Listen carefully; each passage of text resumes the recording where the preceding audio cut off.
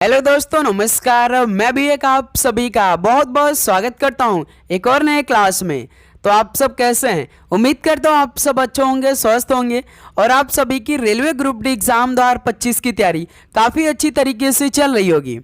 तो railway group D exam 2025 के लिए जिस पेपर का आप सभी को इंतजार था, फाइनली वो पेपर आप सभी के बीच में आ चुका है, जीके, साइंस और करंट अफेयर का। और जिस पैटर्न का आप सभी को इंतजार था कि किस पैटर्न पे और किस लेवल के क्वेश्चन पूछे जाएंगे हमारे 2025 के ग्रुप डी के पेपर में, तो साथ ही फाइनली वही सवाल का पेपर आज की इस क्लास में हम आप सभी के बीच में डिस्कस करने जा रहे हैं। यदि आप भी पहली बार में रेलवे ग्रुप डी एग्जाम फतेह करना चाहते हैं तो आज के सारे क्वेश्चन को जरूर से जरूर तैयार कर लेंगे और सारे क्वेश्चन को देख लेंगे, क्योंकि साथ ही 2025 के हर एक शिफ्टों में डिट्टो आपको ऐसा ही सवाल मिलेगा जो आज की इस क्लास में हम लोग डिस्कस करने जा रहे हैं। बहुत दिनों से इस पेपर पे हमने लगा था, कई दिन का समय दिया है, तो ये क्लास आपके लिए भाई अति महत्वपूर्ण होगा। जिस तरह से 2025 में रेलवे के एग्जाम हुए हैं उससे ये तो अंदाजा लगा लिए कि किस लेवल के सवाल ग्रुप डी के पेपर में आने वाले हैं। तो उसके लिए आपको पहले से ही तैयार रहना है और उसी के लेवल के क्वेश्चन भी तैयार करना है। तो आज की इस क्लास में टोटल 60 क्वेश्चन को हम लोग डिस्कस करने वाले हैं। तो टारगेट आप सभी का 45 क्वेश्चन सही करने का होगा और यहाँ से आप सभी के पास केवल 1 महीने का समय बाकी है। तो आप जानते हैं कि ग्रुप डी का पेपर 17 नवंबर से स्टार्ट हो रहा है। तो क्या आप इसके लिए तैयार हैं? आपके अंदर पूरे कॉन्फिडेंट है कि इस बार जो हमारे पेपर में 100 क्वेश्चन पूछे जाएंगे जिसमें से 45 क्वेश्चन अलग से जीके और साइंस के पूछे जाएंगे। यदि आप जीके साइंस में अधिक स्कोर करते हैं तो समझिए आप एक सीट आराम से लेंगे। तो क्या आपके अंदर इतना कॉन्फिडेंट है कि जब हम कंप्यूटर के सामने बैठेंगे तो जो भी क्वेश्चन हमारे सामने आएगा उसे हम हल कर सकते हैं? तो आज की इस क्लास से आप अपनी तैयारी को परख लीजिए, आइडिया लगा लीजिए।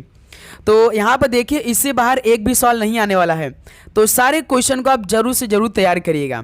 ठीक है मेरे दोस्त? तो चलिए हर रोज की तरह एक और क्लास को करते हैं, लेकिन ये क्लास बहुत ही अलग होने वाला है। तो साथ ही डेली क्लास सुबह 8 बजे, एक दोपहर 2 बजे ये डेली क्लास की टाइमिंग होती है। तो चलिए भाई, आज का पहला प्रश्न शुरुआत करते हैं। तो देखिए, मई 2025 में प्राक्कलन समिति का नया अध्यक्ष किसे नियुक्त किया गया है? बताइए, मई 2025 में प्राक्कलन समिति का नया अध्यक्ष किसे नियुक्त किया गया है? तो याद रखिएगा, संजय जायसवाल को। तो पहले का सी ऑप्शन बिल्कुल राइट आंसर हो जाएंगे। नेक्स्ट अगला सवाल कॉल करिएगा, क्वेश्चन नंबर 2 को। वर्तमान में इसरो के नए अध्यक्ष कौन है? बताइए, वर्तमान में इंडियन स्पेस रिसर्च ऑर्गेनाइजेशन के नए अध्यक्ष कौन है, यानी चेयरमैन कौन है वर्तमान में इसरो के? तो याद रखिएगा, बी नारायणन है। तो डी ऑप्शन यहां से बिल्कुल राइट आंसर हो जाएंगे। अगला सवाल कॉल करिएगा, क्वेश्चन नंबर 3। वर्तमान में प्रधानमंत्री नरेंद्र मोदी जी के निजी सचिव कौन है? ये मोस्ट इंपॉर्टेंट सवाल है भाई आपके पेपर के लिए। बताइए, वर्तमान में प्रधानमंत्री नरेंद्र मोदी जी के निजी सचिव कौन हैं?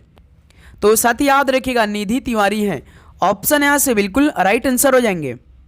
चलिए अगला सवाल कॉल करिएगा, क्वेश्चन नंबर 4 को। किसे भारत का नया सेना प्रमुख नियुक्त किया गया है? बताइए, भारत का नया सेना प्रमुख किसे नियुक्त किया गया है? तो याद रखिए दोस्त, उपेंद्र द्विवेदी को।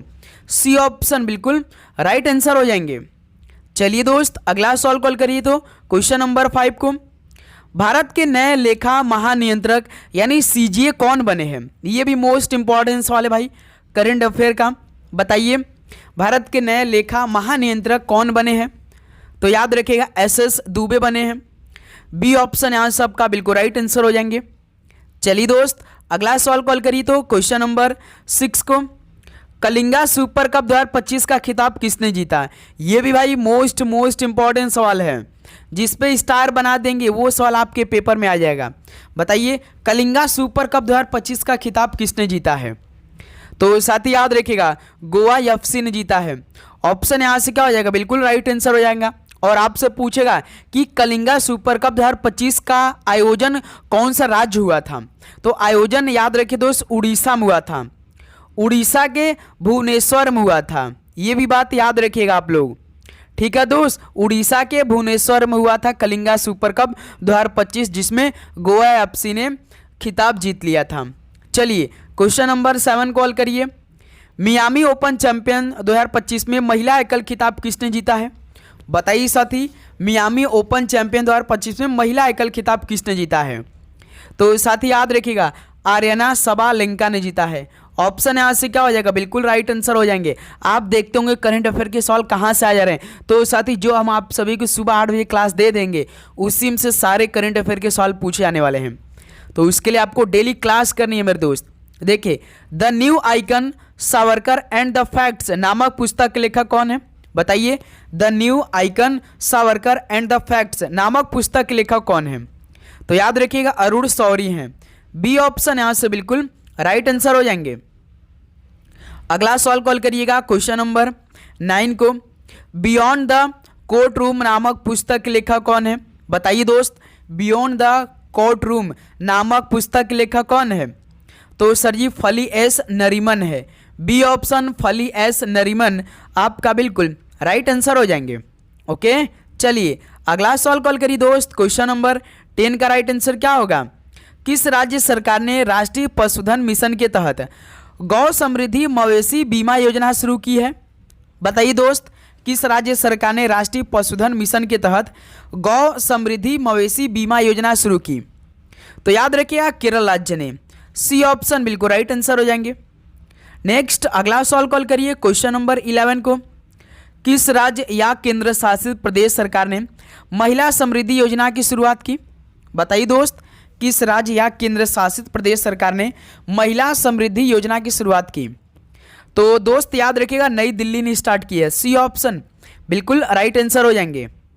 अगला सवाल कॉल करिए क्वेश्चन नंबर 12 को। WPL 2025 में कौन सा संस्करण खेला गया था? ये भी भाई मोस्ट इंपॉर्टेंट सवाल है। बताइए कौन सा एडिशन खेला गया था वुमेन प्रीमियर लीग 2025 का? तो साथ ही याद रखिएगा तीसरा सी ऑप्शन बिल्कुल राइट आंसर हो जाएंगे। ओके, चलिए दोस्त अगला सवाल कॉल करिए तो क्वेश्चन नंबर 13। पेरिस ओलंपिक 2024 में किस देश ने सबसे अधिक पदक जीते थे? बताइए साथी इस सवाल का बिल्कुल परफेक्ट आंसर क्या बनेगा? तो बताइए पेरिस ओलंपिक 2024 में किस देश ने सबसे अधिक पदक जीता था? तो यूएसए ने जीता था। याद रखिएगा डी ऑप्शन राइट आंसर हो जाएंगे। टोटल 40 गोल्ड इन्होंने जीत लिया था भाई। 40 गोल्ड और 40 रजत यानी सिल्वर और 42 ब्रॉन्ज यानी कांस्य जीते थे। ओके, टोटल 126 पदक जीते थे भाई। ओके, चलिए अगला सवाल कॉल करिएगा क्वेश्चन नंबर 14। और भारत ने केवल 6 पदक जीते थे।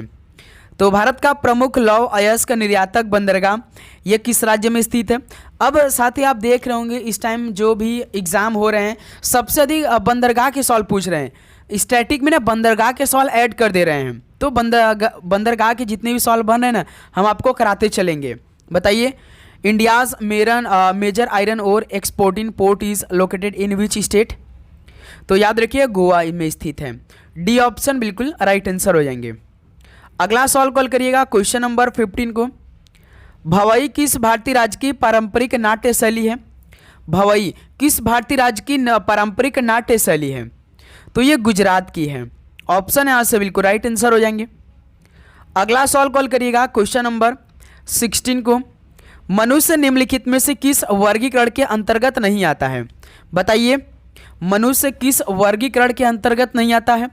देखिए, वर्टिब्रेटा के अंतर्गत आता है, कॉर्डेटा के अंतर्गत आता है, होमिनिडा के अंतर्गत आता है, लेकिन साथ ही पोरीफेरा के अंतर्गत नहीं आता है। तो यहाँ से डी ऑप्शन आपका बिल्कुल राइट आंसर हो जाएंगे। अगला सवाल कॉल करिएगा दोस्त क्वेश्चन नंबर 17 को। अदिति अशोक का संबंध निम्नलिखित में से किस खेल से है? बताइए, अदिति अशोक का संबंध किस खेल से है? तो साथ ही याद रखिए गोल्फ से। डी ऑप्शन यहाँ से बिल्कुल राइट आंसर हो जाएंगे। अगला सवाल कॉल करिए दोस्त क्वेश्चन नंबर 18 को। कादरी गोपालनाथ का संबंध निम्न में से किससे है? बताइए, कादरी गोपालनाथ का संबंध किससे है? तो सर जी सैक्सोफोन से संबंधित है कादरी गोपालनाथ का संबंध। ऑप्शन से बिल्कुल राइट आंसर हो जाएंगे। तो साथ ही आप चैनल पे नए हैं तो सब्सक्राइब कर लीजिएगा और नोटिफिकेशन को जरूर ऑन करिएगा, क्योंकि इस बार हम निकल चुके हैं आपके लिए एक सीट के लिए। तो बस आपको हमारी तरह डेली मेहनत करना है, डेली क्लास करना है और सारे क्वेश्चन को तैयार करना है। तो साथ ही आप नोटिफिकेशन को जरूर ऑन करिएगा। भारत के साथ कितने देश भूमि सीमा साझा करते हैं? बताइए, भारत के साथ कितने देश भूमि सीमा साझा करते हैं? तो चाइना, पाकिस्तान, भूटान, म्यांमार, अफगानिस्तान, नेपाल, बांग्लादेश कितने हो गए? 7 हो गए। डी ऑप्शन बिल्कुल राइट आंसर हो जाएंगे।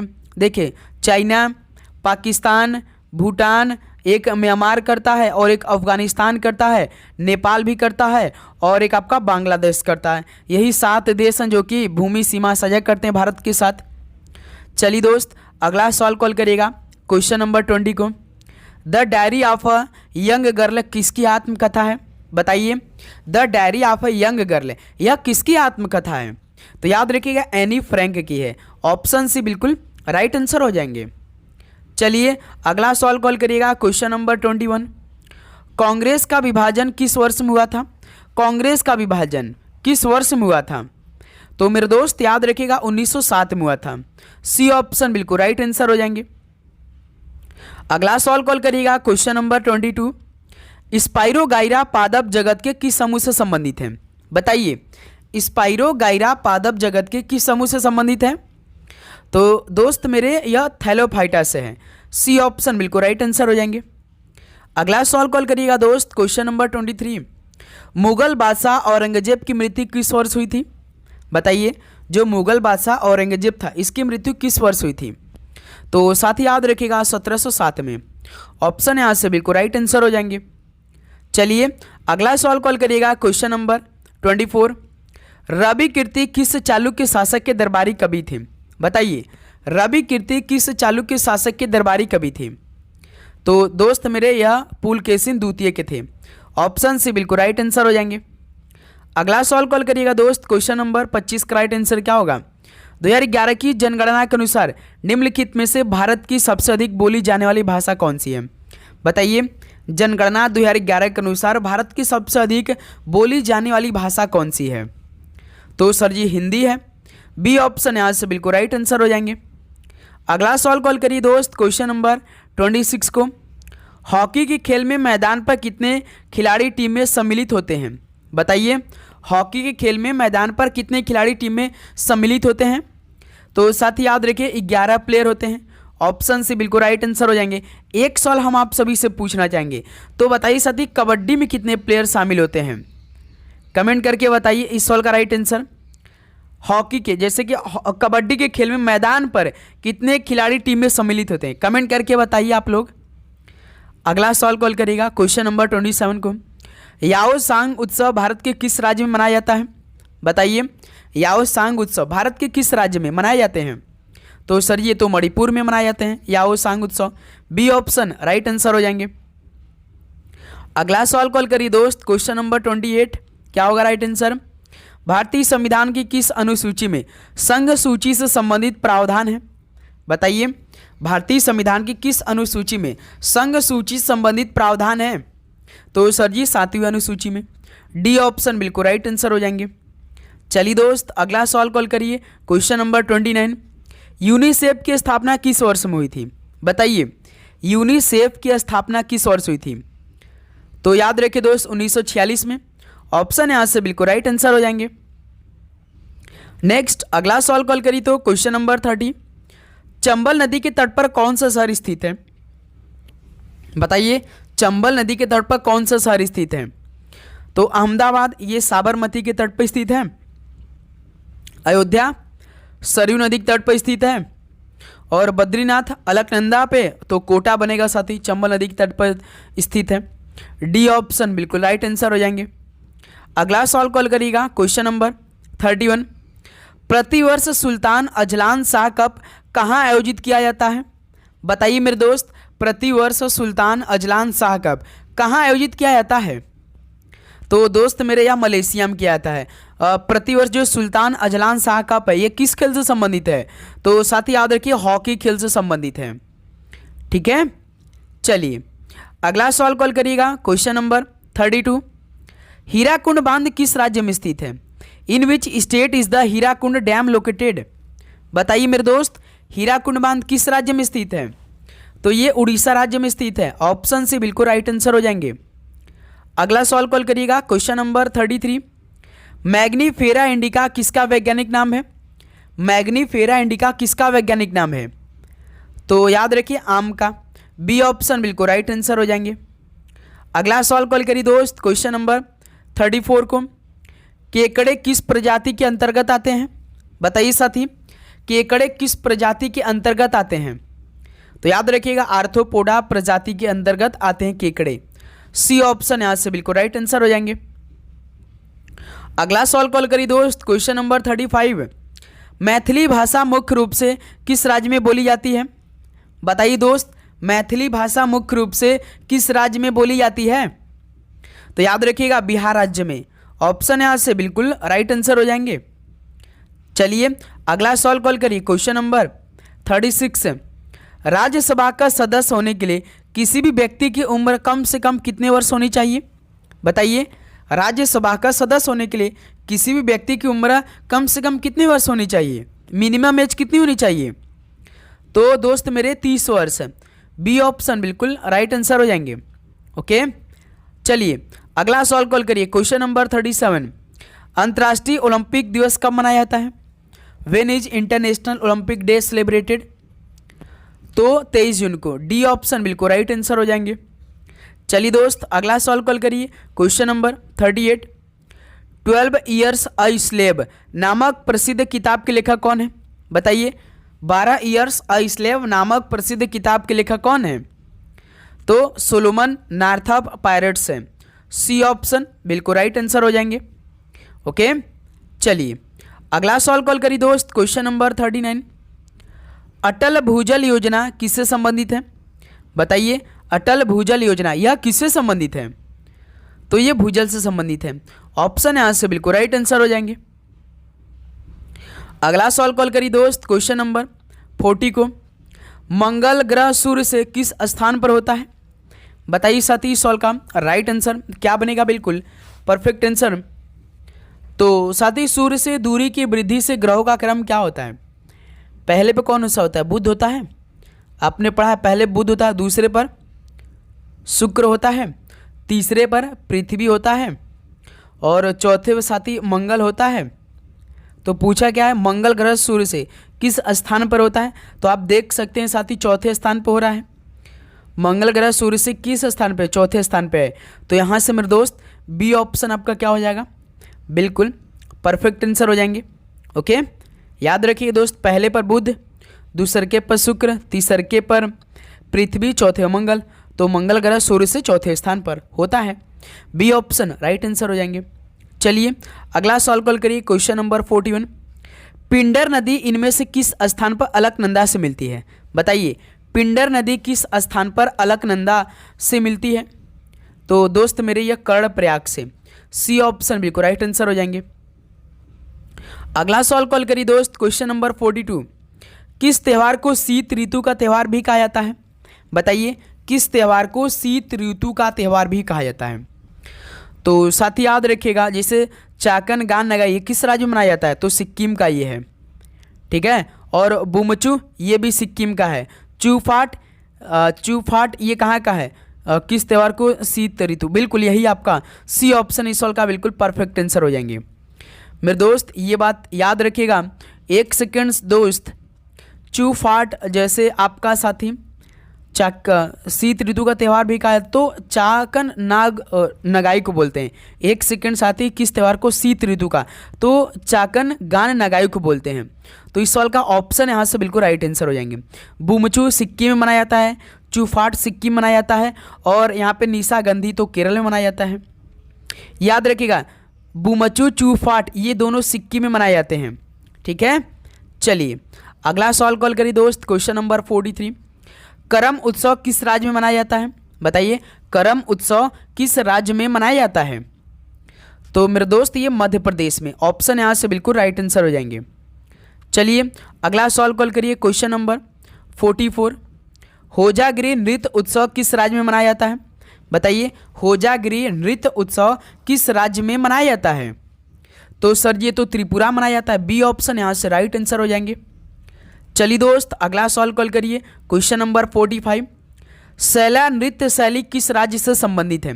बताइए, सैला नृत्य शैली किस राज्य से संबंधित है? तो साथी याद रखिएगा, छत्तीसगढ़ से है। ऑप्शन यहाँ से बिल्कुल राइट आंसर हो जाएंगे। तो साथी आप चैनल को सब्सक्राइब जरूर कर लीजिएगा, नोटिफिकेशन को जरूर ऑन करिएगा और अपने दोस्तों भाई सेशन को शेयर भी करेंगे। ओके, देखिए प्रख्यात नृत्यांगना प्रतिभा प्रहलाद, ये किस नृत्य शैली से संबंधित है? बताइए, प्रख्यात नृत्यांगना प्रतिभा प्रहलाद ये किस नृत्य शैली से संबंधित है? तो दोस्त मेरे ये भरतनाट्यम से हैं। ऑप्शन से बिल्कुल राइट आंसर हो जाएंगे। चलिए अगला सवाल कॉल करिए, क्वेश्चन नंबर 47 को। महात्मा गांधी राष्ट्रीय समुद्री उद्यान कहाँ स्थित है? बताइए, महात्मा गांधी राष्ट्रीय समुद्री उद्यान कहाँ स्थित है? तो साथी याद रखिएगा, ये पोर्ट ब्लेयर में स्थित है। बी ऑप्शन बिल्कुल राइट आंसर हो जाएंगे। ओके, चलिए अगला सवाल कॉल करिए, क्वेश्चन नंबर 48। सरदार सरोवर बांध किस नदी पर बना हुआ है? बताइए, सरदार सरोवर बांध किस नदी पर बना हुआ है? तो याद रखिए ये नर्मदा नदी पर। बी ऑप्शन बिल्कुल राइट आंसर हो जाएंगे। ओके मेरे दोस्त, चलिए अगला सवाल कॉल करिएगा, क्वेश्चन नंबर 49 को। अरावली पर्वतमाला के उच्चतम बिंदु का नाम क्या है? बताइए मेरे दोस्त, इस सवाल का राइट आंसर क्या हो जाएगा? गुरु शिखर, कलसुबाई शिखर, महेंद्रगिरी या रॉकी पर्वत? तो अरावली पर्वतमाला के उच्चतम बिंदु का नाम तो दोस्त मेरे याद रखिए गुरु शिखर है। ऑप्शन है राइट आंसर हो जाएगा कलसुबाई शिखर। ये महाराष्ट्र की सबसे ऊंची चोटी है। यदि साथी आप सभी से पूछ देगा कि महाराष्ट्र की सबसे ऊंची चोटी का नाम बताइए, तो याद रखिएगा कलसुबाई शिखर है। ठीक है दोस्त, ये अच्छे से याद रखिएगा। और जैसे रॉकी पर्वत है, रॉकी पर्वत है उत्तरी अमेरिका की सबसे ऊंची चोटी है। ठीक है, ये भी बात याद रखिएगा मेरे दोस्त। चलिए अगला सवाल कॉल करिएगा, क्वेश्चन नंबर 50 को। भारत की कौन सी झील विवर्तनिक गतिविधि के परिणाम का उदाहरण है? बताइए, तो भारत की कौन सी झील विवर्तनिक गतिविधि के परिणाम का उदाहरण है? तो याद रखिए दोस्त, उलर झील है। डी ऑप्शन बिल्कुल राइट आंसर हो जाएंगे। अगला सवाल कॉल करिएगा, क्वेश्चन नंबर 51। होगे नक्कल जलप्रपात किस राज्य में स्थित है? होगे नक्कल जलप्रपात किस राज्य में स्थित है? तो साथ ही याद रखिएगा ये तमिलनाडु में। बी ऑप्शन बिल्कुल राइट आंसर हो जाएंगे। चलिए दोस्त अगला सवाल कॉल करिएगा, क्वेश्चन नंबर 52। दक्षिण पश्चिम रेलवे का मुख्यालय कहाँ स्थित है? बताइए दोस्त, दक्षिण पश्चिम रेलवे का मुख्यालय कहाँ स्थित है? तो साथ ही याद रखिए हुबली में स्थित है। ऑप्शन से बिल्कुल राइट आंसर हो जाएंगे। अगला सवाल कॉल करिए दोस्त, क्वेश्चन नंबर 53। भारतीय क्रिकेट बोर्ड की स्थापना किस वर्ष हुई थी? बताइए, भारतीय क्रिकेट बोर्ड की स्थापना किस वर्ष हुई थी? तो साथ ही याद रखिएगा 1928 में हुई थी। बी ऑप्शन बिल्कुल राइट आंसर हो जाएंगे। अगला सवाल कॉल करिए, क्वेश्चन नंबर 54। राष्ट्रीय समुद्री विज्ञान संस्थान का मुख्यालय कहाँ स्थित है? बताइए, राष्ट्रीय समुद्री विज्ञान संस्थान का हेडक्वार्टर कहाँ स्थित है? तो ये गोवा में स्थित है। डी ऑप्शन बिल्कुल राइट आंसर हो जाएंगे। चलिए अगला सवाल कॉल करिए, क्वेश्चन नंबर 55। IAEA का मुख्यालय कहाँ स्थित है? बताइए, IAEA का मुख्यालय कहाँ स्थित है? तो वियना ऑस्ट्रिया में स्थित है। ऑप्शन है बिल्कुल राइट आंसर हो जाएंगे। अगला सवाल कॉल करिए, क्वेश्चन नंबर 56। साइप्रस की राजधानी कौन सी है? साइप्रस की राजधानी कौन सी है? अंकारा तुर्की, हेलसिंकी फिनलैंड, कोपेनहेगन डेनमार्क? तो साइप्रस निकोसिया हो जाएगा। ऑप्शन यहाँ से राइट आंसर हो जाएंगे। अगला सवाल कॉल करिएगा, क्वेश्चन नंबर 57। अटल पेंशन योजना के तहत भारत सरकार का सहयोगदान कितने साल के लिए उपलब्ध है? बताइए, अटल पेंशन योजना के तहत भारत सरकार का सहयोगदान कितने साल के लिए उपलब्ध है? तो दोस्त मेरे ये 5 साल के लिए है। बी ऑप्शन बिल्कुल राइट आंसर हो जाएंगे। नेक्स्ट अगला सवाल कॉल करिएगा, क्वेश्चन नंबर 58। जवाहर रोजगार योजना का प्रारंभ कब हुआ? बताइए, जवाहर रोजगार योजना का प्रारंभ कब हुआ? तो 1 अप्रैल 1989 को। डी ऑप्शन बिल्कुल राइट आंसर हो जाएंगे। अगला सवाल कॉल करिएगा दोस्त, क्वेश्चन नंबर 59। बुसान बंदरगाह कहाँ स्थित है? बताइए, बुसान बंदरगाह कहाँ स्थित है? तो ये दक्षिण कोरिया में स्थित है। बी ऑप्शन बिल्कुल राइट आंसर हो जाएंगे। अगला सवाल कॉल करिए दोस्त, क्वेश्चन नंबर 60 को। गोइचाला पास किस राज्य में स्थित है? बताइए, गोइचाला पास किस राज्य में स्थित है? तो ये सिक्किम में स्थित है। बी ऑप्शन बिल्कुल राइट आंसर हो जाएंगे। तो साथ ही फाइनली 60 क्वेश्चन कंप्लीट हो चुका। तो अब बताइए आप सभी का इन 60 क्वेश्चन में से कितना स्कोर रहा? तो लगभग आप सभी का 45 प्रश्न तो ठीक हुआ होगा और सारे क्वेश्चन को आप अच्छी तरीके से तैयार भी कर लिए होंगे। तो मेरे दोस्त बताइए किसी प्रकार का यहाँ पर दिक्कत आप सभी को? प्लीज़ आप कमेंट करके ज़रूर बताइएगा दोस्त, और सेशन को लाइक भी करिएगा। डेली आपके बीच यह क्लास आने वाली है, ठीक है मेरे दोस्त। सुबह 8 बजे आएगी और एक दोपहर 12:30 पे क्लास आएगी। तो आप ज़रूर से नोटिफिकेशन को ऑन करके रखिएगा। जैसे ही क्लास आएगी तो तुरंत आप सभी के पास नोटिफिकेशन आएगी। आपका पेपर दोस्त 17 नवंबर से स्टार्ट होने वाला है, उसके लिए आप तैयार रहिए। तो आज 15 तारीख है, तो 15 तारीख 2 यानी 1 महीना 2 दिन का समय आप सभी के बीच बाकी है। 32 तारीख को पूरी तरीके से क्लियर हो जाएगा कि एग्ज़ाम आपका 17 नवंबर को होगा या नहीं होगा, ठीक है। तो चलिए इस क्लास को यहीं पर समाप्त करते हैं। मिलते हैं साथ ही एक और नए क्लास के साथ। सभी को जय हिंद, जय भारत। पढ़ाई करते रहिए। All the best. धन्यवाद।